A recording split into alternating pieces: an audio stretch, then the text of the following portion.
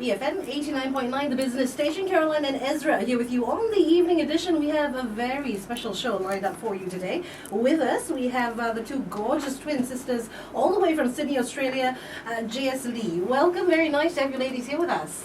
Hi, thank you for having us. All right, a quick introduction. Jayesslee, they have the number 5 most subscribed YouTube channel of all time in Australia. They're the number 2 most subscribed YouTube of all time under the category of musician in Australia. They have the top 100 most subscribed channel in countless countries. And to top it off, they have more subscribers than Taylor Swift's official YouTube channel. Did you ladies know that? No, we didn't. Wow. You do now. Are you feeling a bit jealous of Wow, that? no, when you go to their YouTube channel and you just see the list of countries, it's really quite funny because it just goes on and goes on and goes on. Yes, very, very impressive. So, ladies, tell us, did you ever imagine that you would make it, this far when you put your homemade YouTube channel, YouTube videos online? Not at all. Our first video was uploaded in 2008, and we kid you not, we were recording in our pajamas and we hadn't even brushed our hair and we had a bit of drool coming out. And it was really not a pretty sight, but we just did it because we wanted to do it for fun, and we didn't expect anyone to watch our videos. But when we had like the first 10 subscribers, we were like, 10 people are watching us. So it was a growth from there, really slow growth, but I mean, now it's just crazy that 200,000 people have subscribed to our channel. That's amazing stuff. It's quite funny, isn't it? Because you have the pajamas, the drool, and then many years on. Yeah, you didn't have to emphasize on the drool too much. Right, sorry. I mean, yeah. And the thing is, of course, they're from Sydney, Australia, but I guess that's the thing about it being on YouTube. You've just entered into so many homes so instantaneously. 3 years ago, it seems like a long time, but in YouTube sense, even longer, hasn't it? I mean, you must have posted so many videos since then. Yes, so I think we've posted about, how many is it now? I think it's about 30, something like that. 30 videos, and it's been an interesting journey because we can't really see the people who are watching, and all it is in our lounge room we have a camera, and it's really simple stuff. It's really funny when people do recognize us and they feel like when they see us, they feel like they know us. So we're just like, hey, what's up? Yeah, so it's been interesting. Okay, so here you are in Malaysia. Is it a world tour or an Asian tour? It's just we're here for a one-night show in Malaysia, so it's very exclusive. Our first show in Malaysia, which we're really excited about. Mm-hmm. Okay, and how did this tour come about? Did somebody contact you and say, I've been following your channel? What happened? So we get contacted by different promoters, and we were wondering when Malaysia would come about. And you guys took your time, but that's what we're known for. That's what we're known for. But we're so glad to be here. We're very, very excited because we know that we have a really enthusiastic fan base, and we're really, really excited. Yeah. In prepping for this interview, very excited that they're here in KL. But of course, you went to Vancouver. One of your video clips, you went in Vancouver, and even the fan base there is terrific. And because I used to be in Vancouver for quite a while. Oh, wow. Yeah, apparently really, really lots of fans over there as well. Are you surprised by the reaction? I mean, we're not even just talking regionally. It's just right across the world. I think Vancouver was one of the surprising cities. We didn't know we had so many fans in Vancouver, so we were surprised to hear that it was a sold-out show, and about 1,200 fans came out just to see our show. And it was really funny because later on we saw the footage of people lining up outside, and it was such a long line. It was crazy. Like, not even I would line up for our show like that. So we were blown away at the response that we received in Vancouver.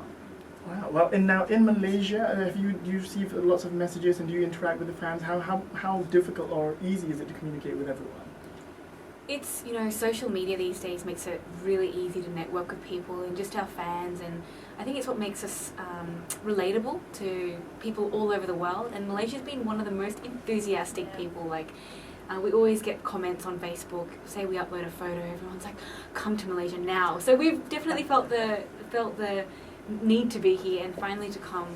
We're so excited to meet enthusiastic fans. Okay, now you Googled the top 5 things to eat in Malaysia, did you not? Yes, we did. What did you find? We found, I don't know how to say all of these properly, but roti canai. Roti canai. Ding, ding, ding. Nasi lemak. Oh, very good. Bak kut teh. Very good. 3 for 3, alright? What else was there? McDonald's. Of course. Yeah, we've tried a lot of them. Actually, we had some for lunch today. It was delicious. Delicious food, amazing. There was this bread that had like sweet coconut jam in it, and that was really amazing as well. But we know that there's still a lot more to taste. I think that's roti kaya, I think they're referring to. Roti kaya, yeah. All right, more with the Jayesslee sisters. When we return, in the meantime, we've got the cure lined up. Why can't I be like you? BFM 89.9. BFM 89.9, the business station. Caroline and Ezra here with you on the evening edition. Jayesslee sisters, Janice and Sonia, on the show and right here in the studio with us. So, ladies, when did you start your music? Is your family very musically inclined? Our parents were very musical, I think, from ever since we can remember. And so when we were very, very young, they used to always enter us into competitions that we didn't necessarily want to win, but I think they did. So it all started there, you know, singing on the dining table, and then it moved to the shower, and the singing in the shower, and that moved to our lounge room. And so that brings us to, you know, different stages all over the world. So that's kind of how it started. Oh, that's amazing. Yeah. It's good Korean values of getting into competitions early, That's early right. in life, I guess. That's right. What were your influences growing up musically? I think the biggest influence were our parents, because they were always in the church choir. They were always singing as well, karaoke every night, just blaring our music was always a part of our lives, and I think that was definitely just the biggest influence as we started to do music more seriously in high school. So our parents they played a very big role. And was there something? Was it singing that drew you further? Was it playing instruments? What was it? So the story was actually my story with the guitar. Janice was away out of the country for about a good 4 months, and that was the first time we were separated. She went to Cambodia for a mission trip for a really long period of time, and that was the first time I was left alone in the country, and I was like, you know, this is my opportunity to try something new. So I picked up the guitar, the old dusty guitar that my dad had in the other room, and I jumped onto YouTube and I looked at tutorials and I started playing. And that became like an obsession, and I started to write my own songs, and that's kind of how we started together. Janice and I were starting to sing together with the guitar, and there we go, the duo happened. Very nice. So no musical instruments for you, Janice? Well, I kind of just play around with the piano, nothing serious, and it would be good. I mean, I'm hoping that one day we can incorporate that into our performances, but no, behind closed doors, I'm a bit of a guitarist, but Not on stage, just not on stage. What was really interesting when Sonia was sharing that story, you know, Janice has gone off to another. Is there something about being a twin that really came off from that story, as if you could not be separated to do that and discover that on your own? Well, I think because we always grew up together, anything that I would do, Sonia would try, and anything that Sonia doesn't do, I wouldn't do.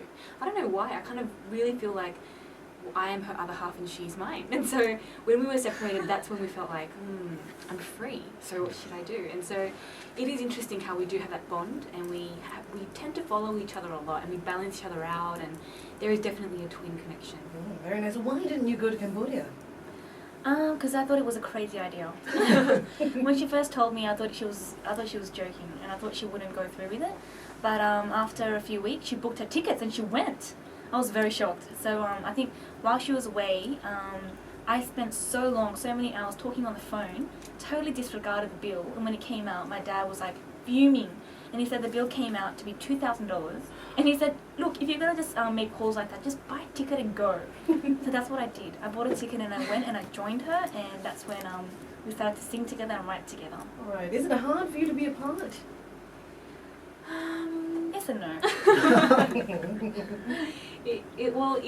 When we were apart, I think although we do fight a lot, we argue a lot all the time. At the same time, we're best friends. So it's nice to have someone there all the time. Someone who understands, someone that you can laugh with and just be silly with. And yeah, but sometimes we do need a break. Sorry. And as you started doing these videos, were there any other interests that you were pursuing at the same time, and you were sort of looking at it as more of a hobby and an interest kind of thing? Well, in the beginning, we were originally studying design. We were doing a course, same course. It was a design and graphic design kind of course, and we began because we thought that was what we wanted to do. But as we started to go into it, we realized that it wasn't really the thing that we wanted to do for the rest of our lives. So we took a break from that and started to scoop ice cream, and I was part-time making smoothies and juices, and that was basically what we were doing. And sounds like fun. it was a lot. I actually would go back to that if I would stop doing Jayesslee. It was actually a lot of fun. So yeah, that's kind of what we were doing before we did music. All right. So is music full-time now then? Definitely, and I think we're going to do this for as long as it takes us, and keeps us on the road.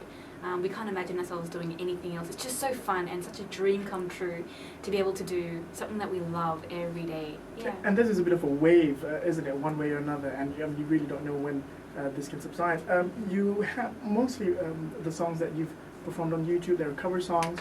How about the originals? Were they being written at a much earlier stage, or have they come about quite recently?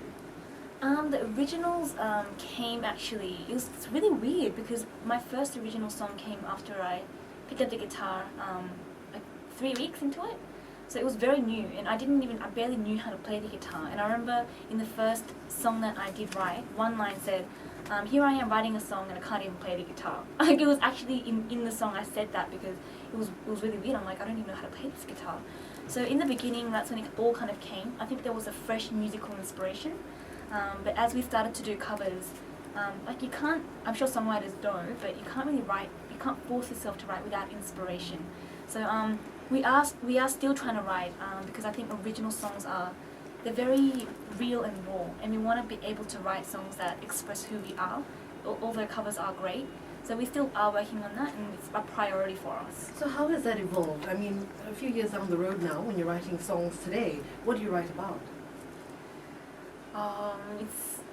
I think past experiences, they're always a great thing to write about. Even if the same thing, you think about it in one way, or just 5 years after it's happened, is a totally different event. So I think when we write, a huge influence is our past experiences, and we've been through some things in our lives that haven't been the easiest, and especially in the hard times are when the gems come out. We've found. So that's how that's the past couple of songs that we've written have been based on that.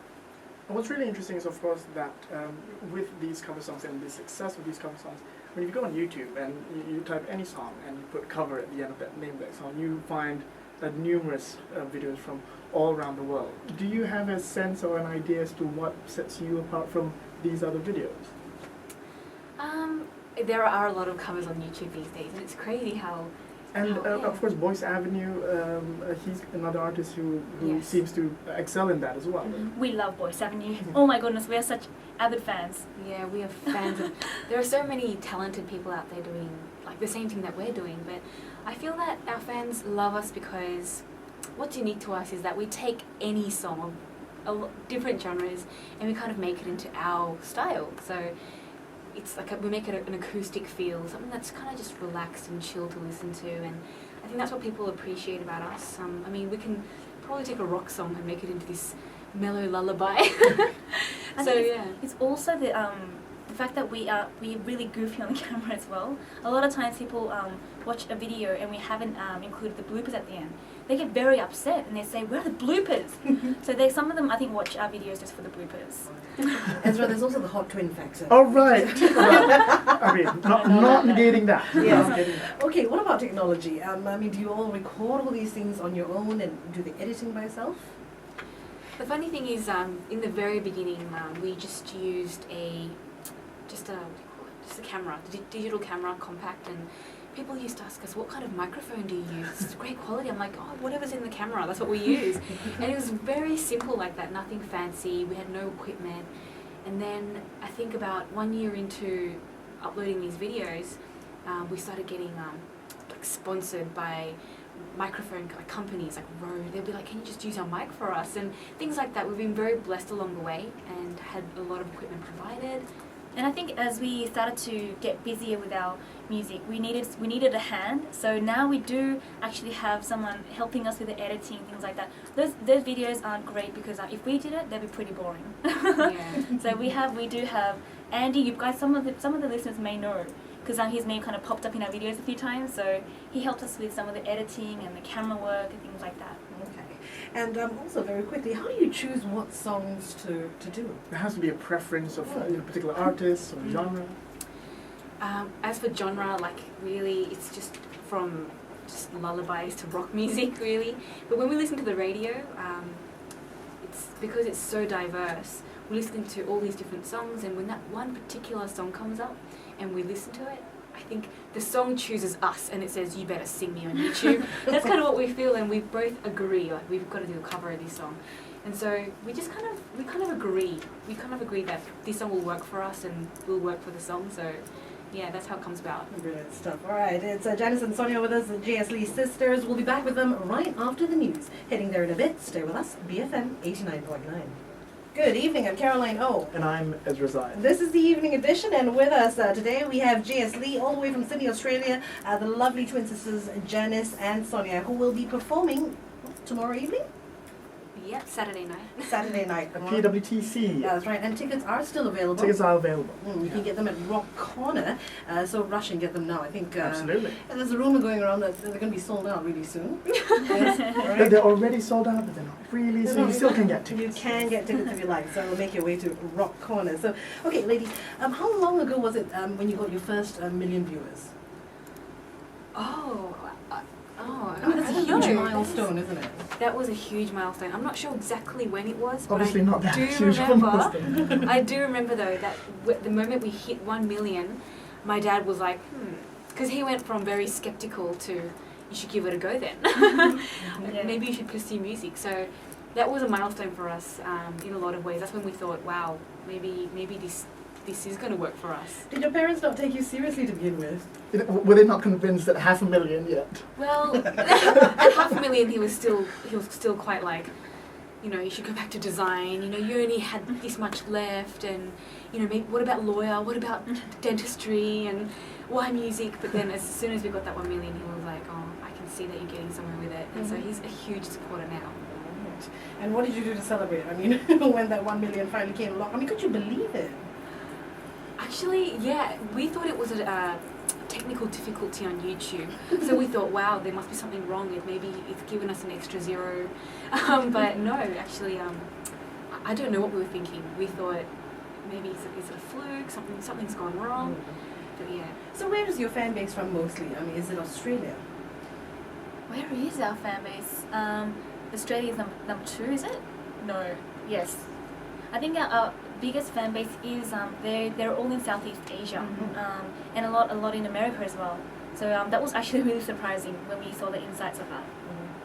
And did it begin, after the YouTube videos? Did you do open mics? Did you perform in local cafes and local venues in Sydney? Actually, our first show, our first live performance was in LA, and we had our own. It's not a bad place to start. Let's say, not bad. It isn't bad actually. We had our own headlining show in LA, and that was I don't know. Now we think about it, it was a big risk because we had never performed before. We were so I guess naive in a sense because we didn't know anything about the live performing that industry. But we just took a step of faith and we did go. And the promoters there, they were really great. Like they had a lot of faith in us. I don't know what they were thinking, honestly. Like, we could have, messed up so bad.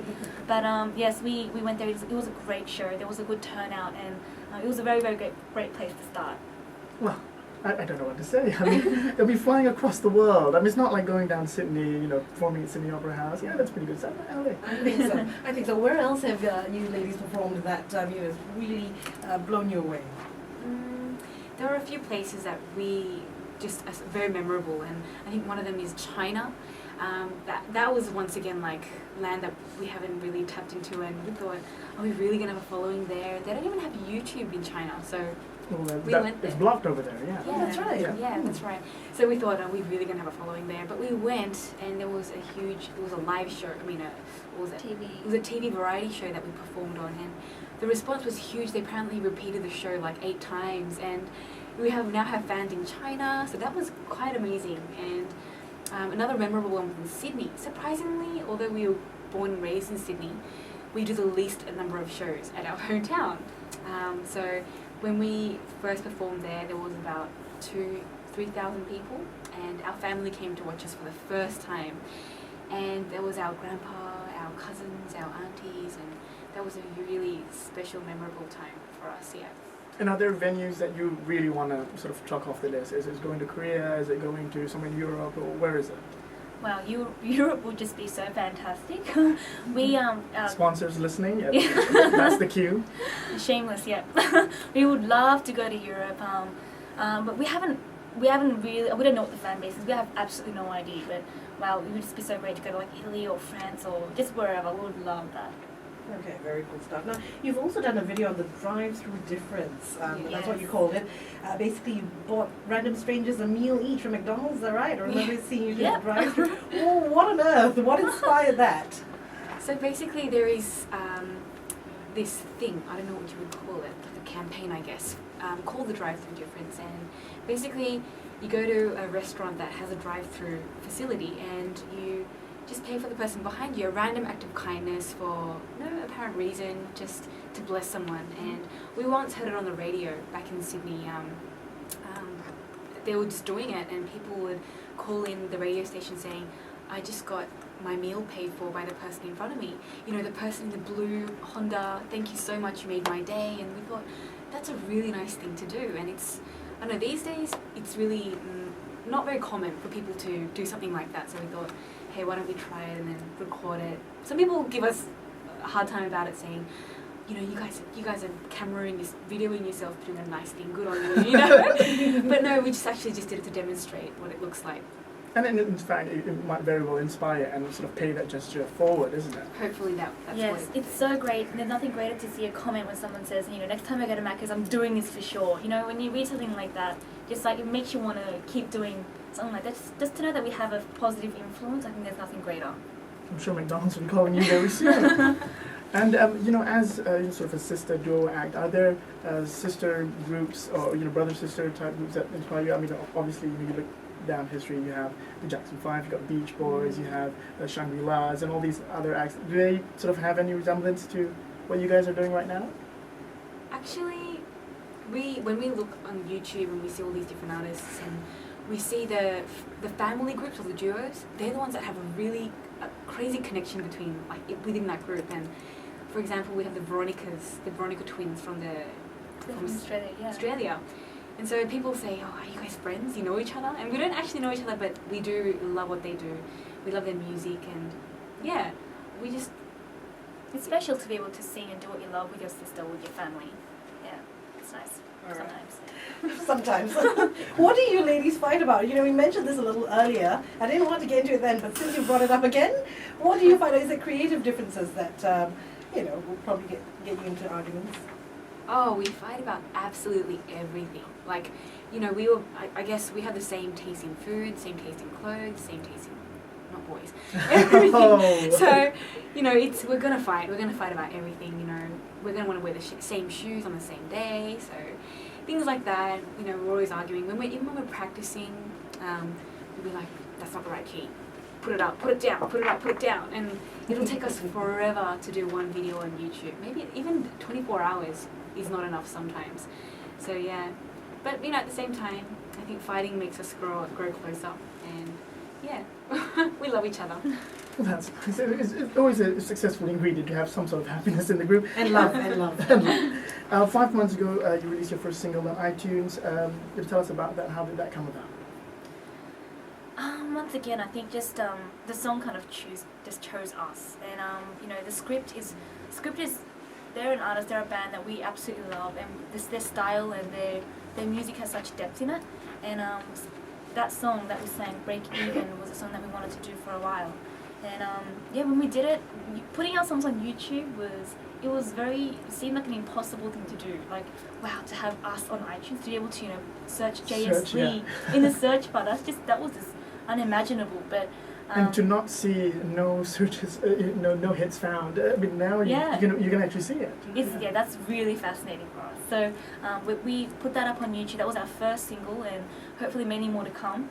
So yeah, that was exciting when we had our first single on iTunes. Okay, will an album be forthcoming? We'll get into that in just a little bit with the Jayesslee sisters, Janice and Sonia, here on the evening edition. Stevie Wonder lined up. Stay with us for Sir Duke, BFM 89.9. BFM 89.9, the business station. Caroline and Ezra here with you on the evening edition. Our special guest for the evening, Jayesslee. That's Janice and Sonia, all the way from Sydney. Now, we were talking about whether or not an album is forthcoming. So, ladies, is that what's in the pipeline? Definitely. We've been thinking about it for a while now, but yes, we are very excited to think. I mean, it'd be nice to have our tracks alongside our favorite artists on iTunes, or even have a physical CD sitting in my rack, you know, along with. So we're definitely working hard to make it happen. However, at this time, yeah, nothing is a promise, but we are hoping to get maybe an EP of Christmas albums or maybe a cover album. So definitely keep a lookout for that because we're going to be working to get that happening. All right. So nothing concrete yet where the album is concerned, but musically you're already prepared. Oh, we're ready to. We're born ready. Now, is this something that for example, recording an EP or Christmas album, will you guys do it the way you guys became popular, homemade, or will you get sort of help from actual producers and such? I mean, we would like to keep our feel and our colour because that's what our listeners really appreciate. But it would be nice to, I think, give it a little bit of a twist and a little punch and maybe a professional flavour into it. I think people, our fans, like to see us grow and move forward. So definitely try new things. Hopefully we'll meet the right producer to make us sound fabulous. Okay. Are you ready for a full-blown pop career? Bring it on. There was excitement and trepidation all mixed in one. That's That was right, great. that's That was right. great. I think as long as we can continue to do what we love to do, and as long as our music doesn't lose our flavour, because I think the saddest day would be when we're all about just pleasing people and entertainment. I think as important as that is, I think there's a message behind our music, and if that is being compromised, I think that would just be missing the plot. So it's very important to us that we keep our rawness and our genuine message very clear in our music as we sing. Now, you both speak Korean rather fluently. Have you considered doing Korean songs in the K-pop genre, for example? K-pop is very highly requested for some reason, and even if they're not Koreans, Malaysians love K-pop. I know. K-pop is great stuff. Well, I know. we have a big fan. Don't Just love for K-pop. full disclosure, Caroline, your face changed. You just look so happy. yeah, she's just blushing ready. All right, thank you. Move on. K-pop is very great. I think they're definitely taking over the world in terms of music, and they've just got a lot of trendy songs. They really know how to entertain, and we enjoy them too. We can't help listening to K-pop and just singing the hook lines over and over again. But yeah, when people request it, we try very hard to practice the lines in Korean. English is our first language, so it takes a bit of practice to memorize all the Korean words, but we definitely love doing it. And we'll be including some in our show on Saturday, so we're excited. Very nice. And so as part of the show tomorrow on Saturday, have you learned some Malaysian phrases to excite some of the audience? We're working on that. So far we have apa khabar. Oh, Very nice. very nice. And still more yet to come, but that's all for now. That's fine. Kami Cinta Malaysia is usually going to be very handy. Yeah. What was that one? We love Malaysia. Kami Cinta Malaysia. Kami Cinta Malaysia. Yeah. Okay. All right. Well, seeing as you ladies are well on your way, you're doing so well. Are there any downsides so far? Nope, just roses. We have to think about that. I mean, I think it does get tiring, on the physical side, just to tour and just to move around all the time. There is definitely struggles on the way. It's not always easy to be able to smile when you feel exhausted, and sometimes you feel like we can't do it anymore. But definitely, I think there are moments when we just read comments of people who are really encouraged by our music. We just look at each other like, we can't stop doing this. Like, there's no way we can do anything else. So even if there are struggles, it's worth really struggling through, because the results are just, it's worth it. Well, that sounds fantastic. And can you see yourself, in 5 months' time, 6 months' time? Do you know exactly what your plans are, or is it very much, we'll see how it goes? I would love to know where we'll be in 5-6 months, but 5 years ago we never thought we'd be travelling all over the world. So, in 5 years' time from now, I have no idea. Maybe performing in Madison Square Garden, maybe a sold-out show right there. Wow. Who knows? Justin Bieber, partnering with Guest performance. we love Justin Bieber, my lord. Yeah. Bieber's a big inspiration. He started off on YouTube, and he's gone a long way, and we love. Kid's got a great heart. Yeah. I think he's really got a great heart, so we really admire that. Okay, I think on that note, I'm going to have to say thank you very much for joining us. Keep on making the beautiful music, Thank ladies. you. It's been a pleasure having you here in the studio. You're going to end with a performance for us, Yes. right? So what will you be playing for us today? We'll be playing with the script, Break Even. Okay, here we go. Jayesslee with Break Even here on BFM 89.9.